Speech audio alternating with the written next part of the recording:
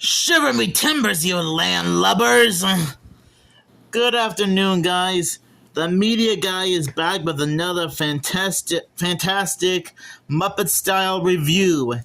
And yes, as you saw from the title and thumbnail, I'm going to be sharing my thoughts on Muppet Treasure Island. And yeah, I will point out that it has been who knows how long it's been since I did a Muppet-related movie review. I think the last time I did one of these was me sharing my thoughts on... I wasn't quite sure if it was the Muppet Christmas Carol or a Muppet Family Christmas. I'll probably have to check later after this review because I'm not sure if it's either one. But because I think it has been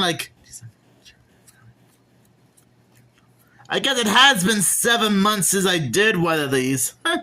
Time flies. So yeah, that's what I'm gonna be doing. That's what I'll be doing. My review of Muppet Treasure Island. Now I assume most of you guys have already seen or heard of this movie before. Whether you saw it in theaters 29 years ago, own a VHS and DVD copy of the movie, saw various clips of the movie, saw it on Disney Channel or Disney Plus, or saw somebody else on YouTube share their thoughts on it. But just in case you guys don't know jack squat about this movie, which to be fair I wouldn't blame you, don't worry, there's a description. Robert Louis Stevenson's classic pirate tale takes on a life of its own in the hands of the hilarious Muppets. Muppet Treasure Island. The Muppets' very first action adventure is the fun-packed, music-filled, high seas swashbuckler the entire family will enjoy over and over again. It all begins when Jim Hawkins inherits a long-lost map to a pirate treasure.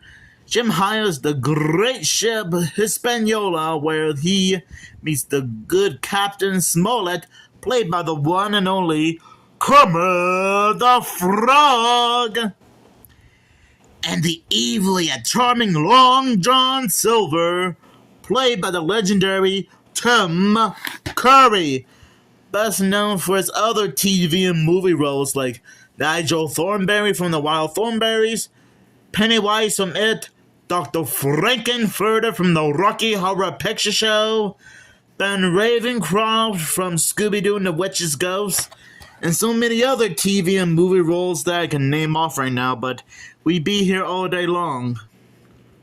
With adventure in their hearts and the treasure chests of gold in their eyes, they set sail on the bounding main only to discover danger at every turn, including Benjamina Gunn, played by the lovely Miss Piggy. Treasure Island's worshipped love goddess who dressed to kill. Featuring the rollicking musical score by Academy Award-winning Hans Zimmer, with his work on The Lion King, Muppet Treasure Island is a real gem that explodes with wit, weirdness, and wildly inventive fun. Wow. Well, based on rewatching this movie for the first time in who knows how long, this movie actually holds up pretty well. The characters are still recognizable. The Muppets are still iconic. Has a great story to follow. Great jokes. A lot of toe-tapping songs. Has a great location. And I actually like how this is meant to be like a tribute to the original Treasure Island story. Which I will admit, that is pretty unique when you think about it. And to be fair, this is the only piece of Treasure Island media I own.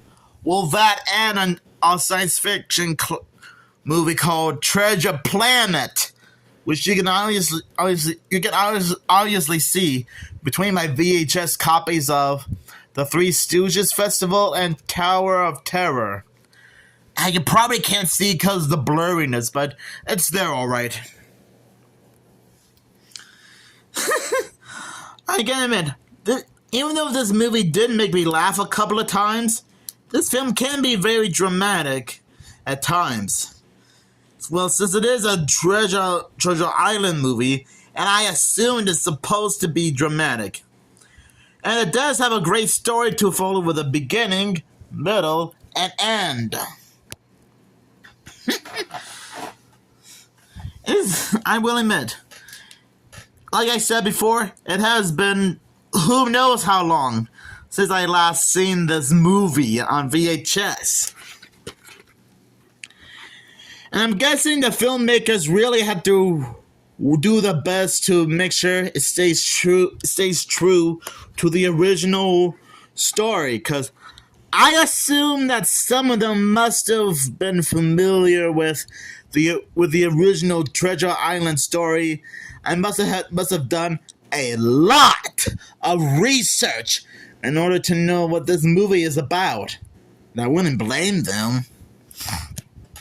Sometimes making a lot of live action and animated movies takes years to make. And even when it's a direct-to-video film or a made-for-TV movie. Oh boy. But anyways, I think Tim Curry as Long John Silver is my favorite casting role. Cause like I said, I have been familiar with Tim Curry for a while now, and I've already mentioned some of his other TV and movie roles he's been in.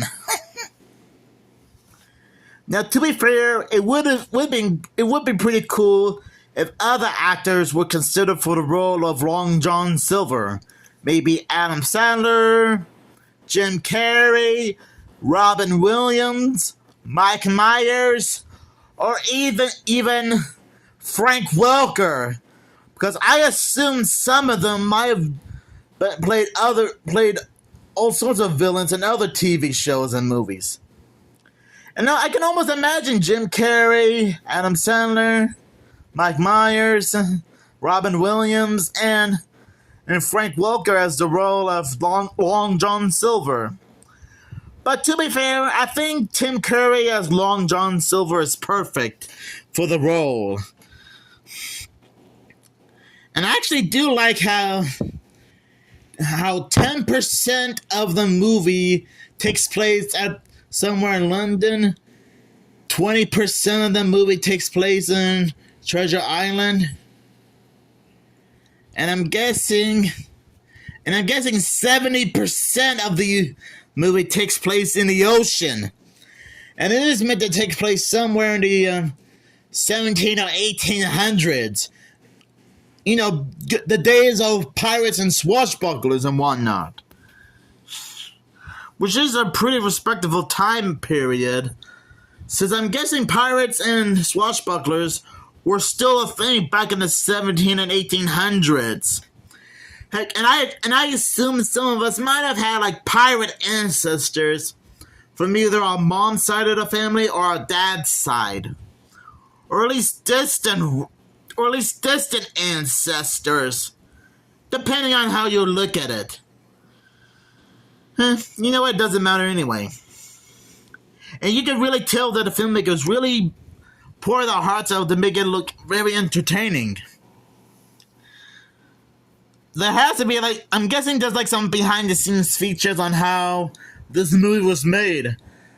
Like the filming location, how the puppets were able to move by themselves without the puppeteers, and how they made all the musical numbers. Now, I think Cabin Fever is the one I was mostly remember the most. I got cabin fever, ba-da-da-da-da-do. I got cabin fever, I'm going insane. We got cabin fever, ba-da-da-da-da-da-da. We're simply gone bananas. Okay, I better stop. I'm sorry. I just couldn't resist singing along to that song, and I think I better stop before this video gets a copyright strike. So yeah. Anyways, I honestly think Muppet Treasure Island is a fantastic Muppet movie. I gotta admit, it sure has been a long time since I watched any type of Muppet movie. So, and who knows? Maybe sometime around, maybe later this year, I might be able to do like a second look review of Muppet Treasure Island. If I get a chance to, because it depends on how busy I am. So yeah, this movie is still fantastic. I still laughed from time to time, and and things can get a little bit intense. Like this part where, like Captain Swallows, Rizzo and Gonzo are taken by some warrior pigs on an island, and somehow Kermit gets reunited with his long lost girlfriend, and we do get an explanation as to why she was mad at him. I guess he sort of abandoned her at her wedding without trying to. Love is a crazy thing. So if you haven't seen this movie yet, go right ahead. I'm not gonna stop you guys. I'm sure you guys will be able to find a VHS or DVD copies of this movie somewhere. And if not, then I assume you can find this movie on Disney Plus, or it's probably being shown on Disney Channel right now or something. So I'll give this movie 5 pirate maps out of 5, because that's how enjoyable this movie is. And make sure you like and subscribe, or you'll be walking the plank, you landlubbers! I'm just kidding. I'm not that cruel if I want to. I just can't resist doing a pirate bit. Oh, Mamma Mia Pizzeria.